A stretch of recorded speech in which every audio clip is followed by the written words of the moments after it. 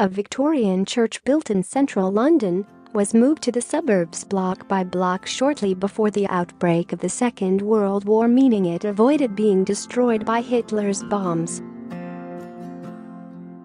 St Andrew's Church was built in the late 1840s in London's West End. The church, with its tall spire, was one of the most fashionable in the city, located only a short distance from Fitzrovia and Oxford Street. The church was designed by renowned Victorian architect Samuel Dawkes and used dozens of craftsmen to complete an intricate and ornate interior.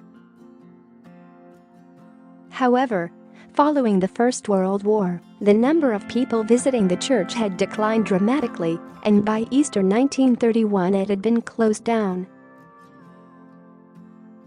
For a while, the church, with its hugely ornate interior, was facing demolition as the population living in the West End declined dramatically as houses were replaced with commercial units and shops.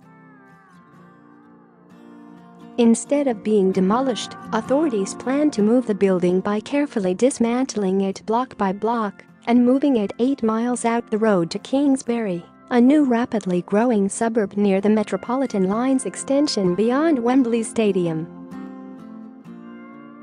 Each block from the church was numbered and transported on a fleet of trucks.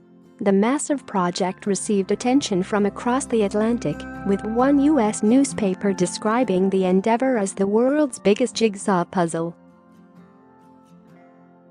However, architects were not simply facing the task of recreating the original property, they needed to alter it slightly.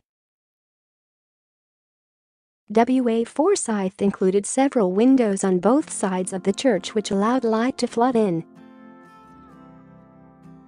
When in Wells Street, the church was bordered on both sides by other buildings, so it did not have enough windows for its new location, only yards from a Norman-built church.